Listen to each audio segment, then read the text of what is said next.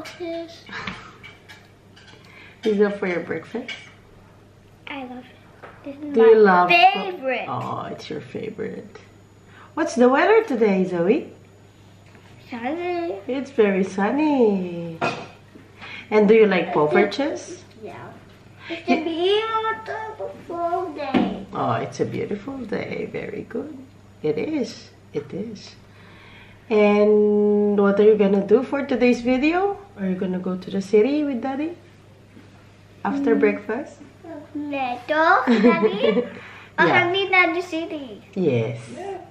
You will go to the city with Daddy. Are you gonna have a date with Daddy? Yeah? Yeah. Oh, And then what we'll love. have a film here scene. Oh! For Mario. Gusto daw niya manood ng sine. Ang budget na. Do you like poffertjes? This is a traditional Dutch breakfast. Need to find. Breakfast snack. Pwede rin. Sige.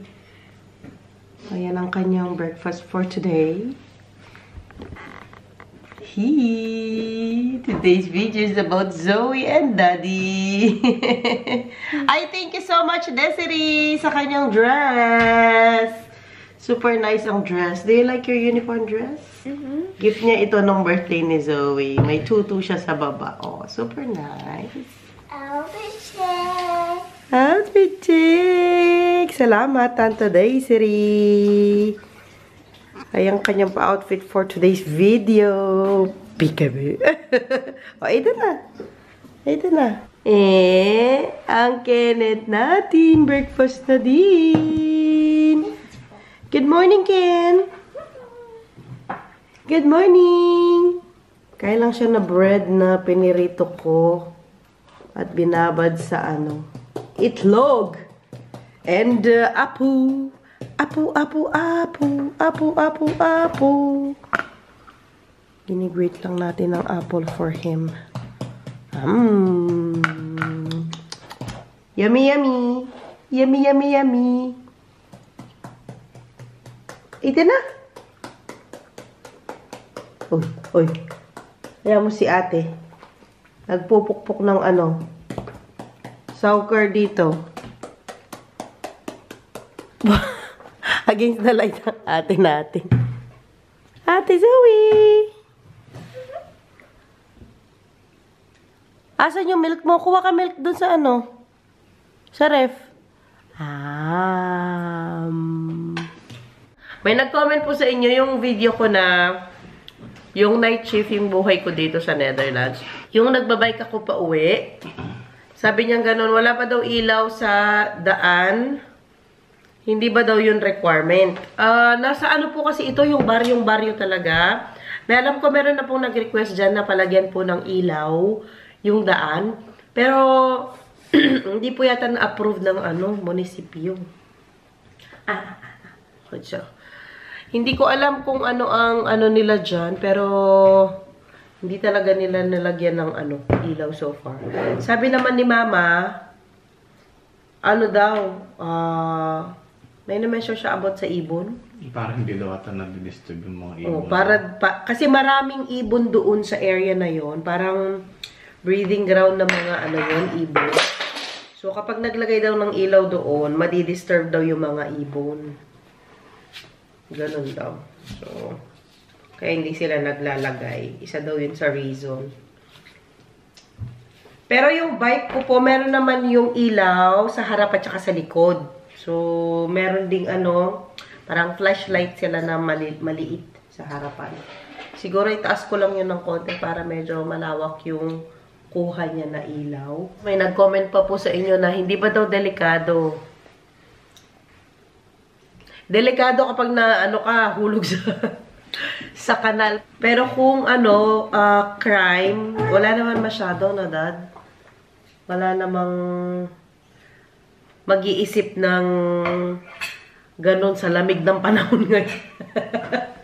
Hindi na sila mag-effort pa na lalabas at kasi malamig nga. Magja-jacket muna sila ng makapal. Mag-gloves at naku! Effort pa bago sila makagawa ng krimen kasi malamig. Ano naman po dito, safe naman kapag gabi. Naiwan ko nga yung bike ko sa harapan. Walang gate, walang si daddy din, sa harapan lang yung sasakyan niya. Pati yung mga kapitbahay namin na hindi kasi uso dito yung gate. Bakit, Dad? Meron. Lang, parang border lang nakaharang. Siguro yung sa mga talaga, gate nila. Hindi ka guys sa atin na talaga yung mga bakod, yung mga gate matataas. Pero dito, wala masyado. Madalang ko lang talaga makita yan na yung bahay na naka-gate talaga na close talaga. Minsan, minsan lang may gate pero kaya mong hakbangan. Tapos meron naman minsan yung nila, wall nila, yung mga halaman na yung parang box na ganon. Tapos tataas kasi yun. Yun na yung parang bakod nila. Ganun lang. Pero wala yung gate talaga. Wala pa ako. Kasi siguro nasa probinsya kami. Siguro sa mga malalaking syudad, meron mga ganyan. Pero dito sa baryo-baryo, wala. Open lang talaga yung front garden. Kung napansin nyo po yung apartment din namin dati, ganun din siya sa harapan. Open lang.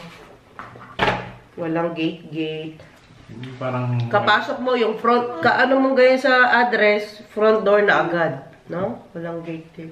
Ay, yung iba kasi Okay ka lang, man sa harapan, lang yan, para malaman mo na isang bahay. sa na yan, diba ng bahay?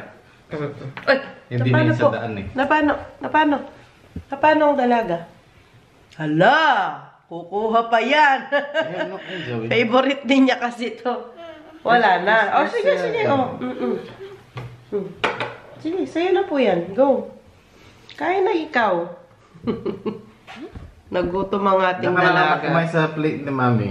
Dito na lang sa plate ni Mami. Ayaw niya yan. Dadala mo naman yan. Palipat-lipat pa. Gusto niya ilipat pa niya sa plato niya. So, ganun. Sasama ko sa vlog ni Zoe. So, ganun siya. Kaya walang ilaw. Wala din naman masyadong krimen. Medyo safe naman, anak. Safe naman tayo dito. No?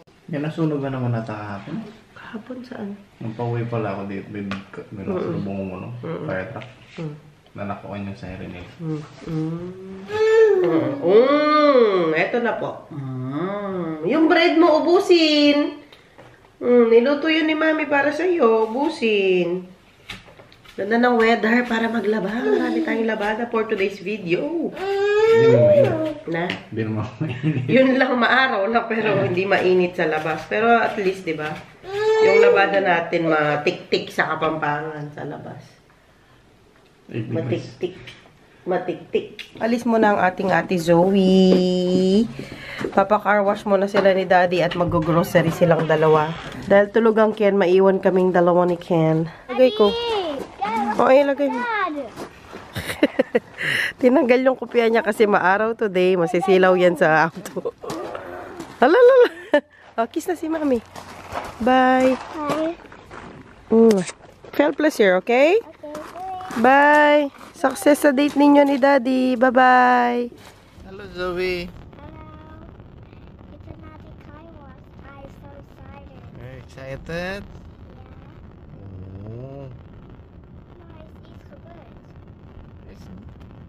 Busy zo, is druk. Ja, zie je, we moeten nog wachten. Ja. Are you excited? Yeah. Oké. Ja, ga een beetje verder. Ja.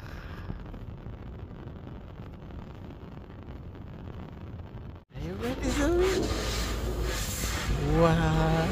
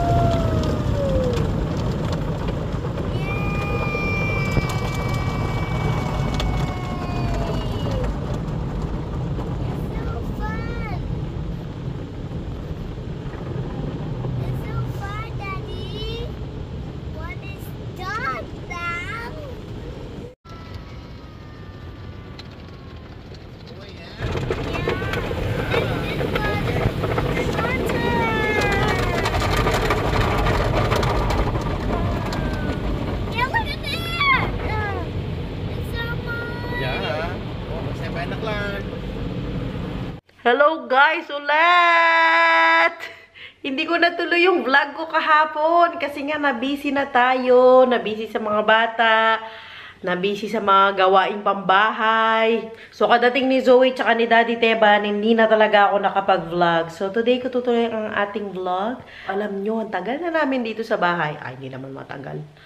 Mga ilang months na ba?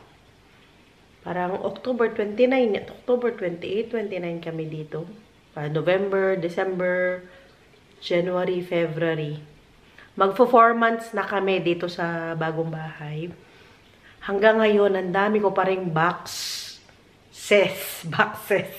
Mga boxes doon sa kwarto ni Zoe, mga laruan niya, yung mga damit niya pa na iba. Hindi ko pa talaga naaayos as in. Kasi nung lumipat kami, pagkatas ng a week yata, trabaho na ako na full time. Kaya, hindi ko talaga naanuhan pa. Natapos. 4 months na kami dito. Imagine, hindi pa ako talaga nakaka-unpack ng lahat ng gamit namin galing dun sa apartment dati. Yung talagang totally naayos na wala pa. As in. Darating pa man din ang Inday at ang Waray sa Linggo. Sa Linggo ba? Sabado? Ano ba yun? Grabe ko makakalimutin. Sa Linggo, darating ang Waray and Inday dito sa bahay. Kailangan ko maglinis ng very, very slight. Kasi darating ang ating mga kaibigan. Ay, kadarating ko nga lang din galing sa work nito. Nagpapahinga lang ako bago ko sunduin yung dalawa. Ako ay pang umaga this week at si Daddy Teban naman ay pang gabi sa work. So, ang mga bata kanina pa nandoon sa daycare magmula kaninang 2 hanggang mamayang konti hanggang 4. Usually, ginagamit ko tong oras na to, yung kauwi ko maggawa ng pagkain ni Kenneth, kanyan, or mag-init ng pagkain ni Kenneth, pati ng pagkain ni Zoe, para kauwi namin, magpahinga lang silang konti, kasi 5 o'clock to 5:30 sila nagdi-dinner. Kaagad, ready na agad yung pagkain nila. Kanina nga kauwi ko, inano ko na, may pagkain na kasi, nagluto si Daddy Teban ng pagkain ni Kenneth, tapos yung niluto ko pa kagabi na menudo, meron pa, kaya yun ang ulam namin for today. Minsan talagang wala na akong oras mag-vlog, kaya pasensya na guys kung lagi kaming absent. Pero mini-make sure ko naman na meron kaming 1 or 2 videos or 3 videos a week para hindi tayo mawala sa sistema ni YouTube. Baka bigla tayong mawala na lang bigla, 'di ba? Anyway, magsundo na ako maya-maya nito ng mga bata. Nakabihis na rin ako, nakahilamos. Mini-make sure ko na wala na akong mga anik-anik sa katawan bago ko isunduin ng mga bata. Alam nyo pala, may chichika pala ako sa inyo. Kasi itong bike na ganito, may natanggap kasi na si Daddy Teban. May natanggap siya na email tungkol sa bike na ito. Kasi daw, ang dami daw aksidenteng nangyayari, ganyan. At ang dami daw nagreklamo na ang daming nasisira na yung sa harapan niya, kasi sa harapan niya, di ba, cargo. Ang dami daw ganun na natatanggal daw yung harapan kapag nakasakay daw yung mga bata. So, ang ng gobyerno, pinaparecall nila lahat yung mga ganun na bike. Babu yung brand na yan dito. Tapos, tinawagan ni Daddy Teban. Tapos, nakita nga niya yung parang news na kailangan daw ibalik lahat ng mga ganyang bike. Natakot naman ako. Tinawagan ni Daddy Teban, sabi nila, naghihintay pa daw sila ng go signal para yung mga bike na kukunin at hindi kukunin. Diba, kakakuha lang natin ng bike na yan noong, kailan ba yun? Noong, bago ako nag-start sa work. Hindi, nag-start na ako sa work. November last year, kinuha yung bike na yan. Ano pa lang siya, 4 months, magpo 4 months pa lang sa akin. Tapos yun nga yung mga ganung balita na kukunin daw lahat or i-recall daw lahat ng mga ganung bike. Natakot naman ako. So far naman, nahulog na ako actually sa na-accident. Hindi nakakatuwa pero natawa ako sa pagkahulog ko kasi noon. Anyway, nahulog na talaga ako dyan sa bike na yan. 2 beses na. Pero ano lang naman, gas lang naman. Tapos nauntog yung ulo ko ng konti. Tapos yung bike na ano sa akin, yung nadaganan ako dito. Pero medyo napilay ako nun dito eh. Pero hindi ko yata yung na-vlog na nahulog ako. Parang hindi ko yung na-vlog. Anyway, so ganun nga, nire-recall nga nila lahat ng bike na yan. Sana kunin nila as soon as possible. Kuha na lang ako ng yung single na bike na lang na electric. Ayun. Pero meron pong nag-comment sa inyo na ba di na lang mag-driving kesyo katal. Tapos daw na alam daw niya na pricey yung driving. Yung ganon. Oo nga po. Tama po kayo, madam. Pricey po ang dito. Driving lesson. Pero eventually, hindi pa po ngayon. Nag-iipon naman po ako para sa driving talaga. Yan po talaga ang goal ko ngayong taon na makapag-driving lesson kasi nga malayo yung baryo namin sa Kabihasnan. Kailangan talaga marunong kang drive. Meron kang lisensya. Hindi ka lang marunong mag-drive, syempre dapat may lisensya ka. So yan po talaga ang ginugol ko ngayong taon. So rest assured na pag nakaipon na po ako ng sakto na pang driving, ayan, gagawin ko na po yung driving. Nandito na ako sa ng mga bata daycare. Sunduhin ko muna sila. Ay, kasama ko na mga bebe. At ang bebe na ito ay Pogi. Ay, Pogi daw yan. Pogi. Pogi. Uy, Pogi ka daw? Pogi. Kenneth Pogi. Uy, ano yan? Ano po yan? What are those? Duck and friends. Hello, duck and friends. Ayun pa doon. Oo nga. Look this. It's so graphic. Ay, patingin daw yung napanalunan mo. Ano daw yung napanalunan mo sa bingo? Nagbingo daw sila sa daycare. Buti na lang marami din silang activities doon. Wow, snake builder. You can build Ruby toys. And what is that? A ball. A ball. So bouncy. It's a benchy. Careful, ah. Careful, ikaw. Show you a bounce. You're going to show me what? To bounce. How to bounce it. You can also try it here. You can also try it there. Be careful. Yes. Try it. Bounce. Whoa, careful. Oh. Show it to Kenneth as well. Yeah. Kenneth is so happy. Oh, come on. Let's try it at home. Is that okay?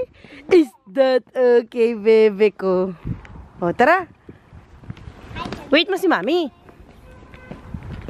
Wait lang. Wait mo si Mami. And how's your day there? In the daycare, anak? Good. I can do backwards. Yes, I know. Wow, galing naman ng ate. Ate, what did you do except from bingo? Ano pa ginawa nyo? Except from bingo? Play. Play? Did you watch TV as well? Oh, how about Kenneth? What did Kenneth do? Play them. Did you play, anak? Na, did you play there? Ala, parang nasugat ikaw. Ay, hindi. Play in the floor. Ah, okay. Hello, guys. Oh. May pole. Careful ikaw. Ah, may pababa. Be careful. Buti na lang dito sa baryo namin. Talagang wala masyadong sasakyan. Di kagaya sa highway. Alalala, be careful. Paano ang binata ko?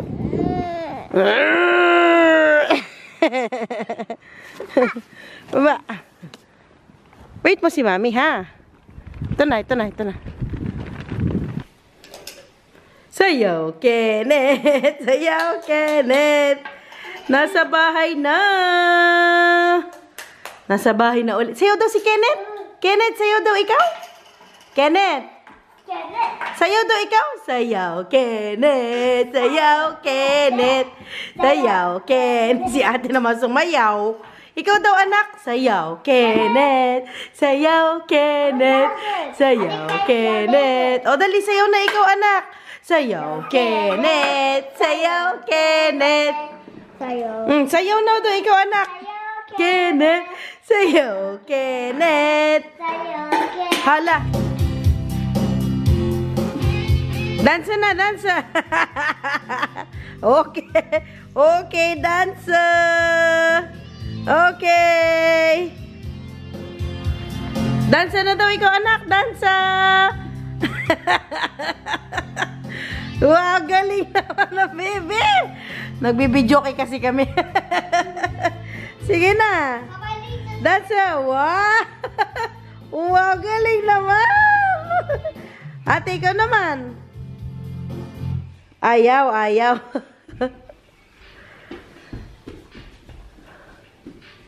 O, di ko naman. Dali, dance ka ulit. Dance ka ulit, Kenneth. Opo, opo, opo, opo, opo. Sige. Sige, opo, opo. Ito ang food ng Kenneth. Kanin lang na may chicken at saka carrots.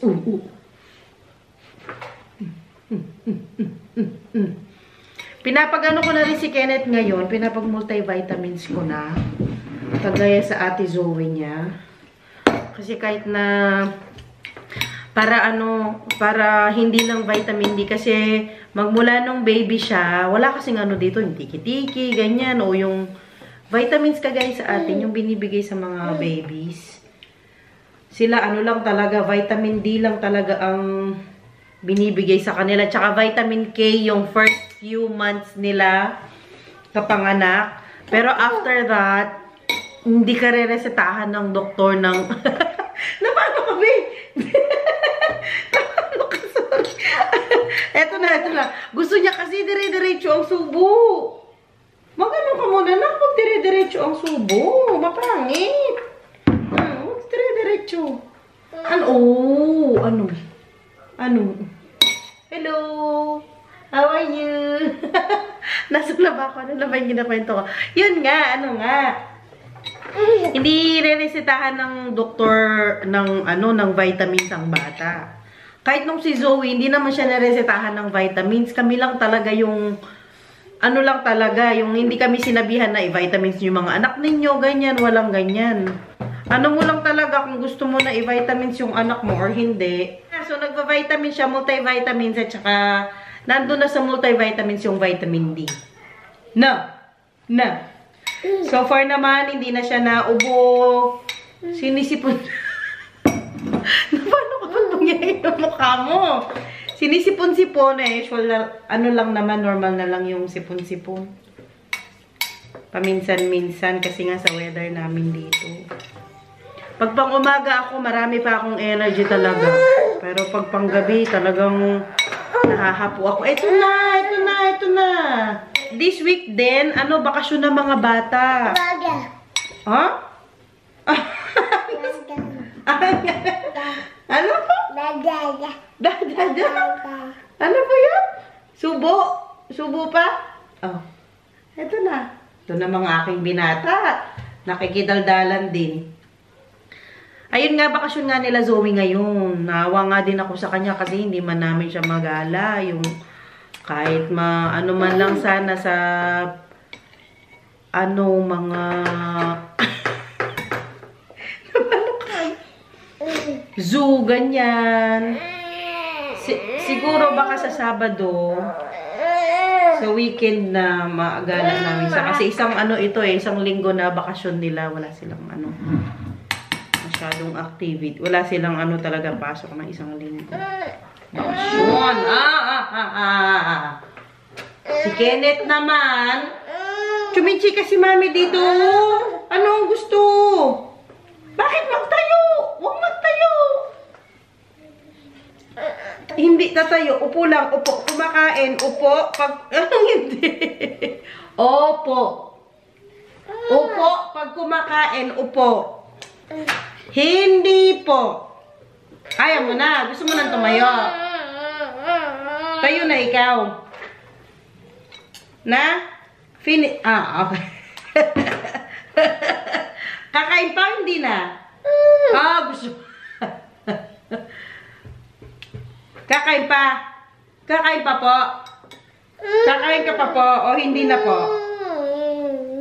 Ayaw mo na po? O gusto pa po? Gusto mo pa po? Okay, okay. Ito na, ito na. Ito na, wag, hihilain. Ako lang maghawak. Ako lang. Paano kaya? Sige na, Ito na, ito na, ito na. Ayaw na. Anong gusto? Tubig. Tubig, tubig, tubig, tubig. Tubig. Ayaw. Anong gusto? Kanin. Anong gusto ba? Paano yan ba? Anong gusto?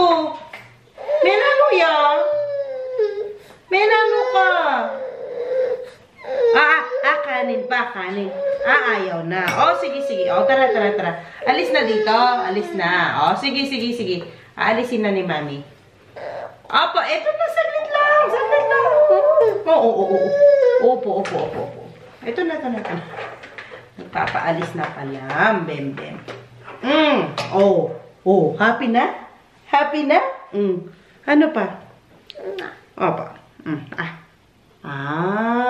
Ayaw lang umupo doon. Pero gusto pang kumain. Paano man yan tayo? Tingnan pa niya ang food niya. Paano man? Sagli mo. Sige. Papakandong. Kain na. Kain pa? Sige na talaga, wala akong problema sa kanya pagkain. Dumidilim ang vlog natin, no? Pag umaano ako, bigla lang siyang dumidilim. Na paano kaya ang settings ng ating camera? Ate, ikaw, hindi pa po? Ayaw pa po? Okay, mamaya po. Okay po. Ayaw mo pa pong kumain? Ayaw po? Ayaw po. Okay, sige. Sana po nagustuhan ninyo ang vlog namin po for today. At yung kahapon. Uy! Bye-bye ka na daw, anak. Bye-bye ka muna. Thank you all for watching, guys. Magbabay din daw ang ate Zoe. Bye-bye. See you next time. Bye. So mo pa ikaw, anak? Bye-bye!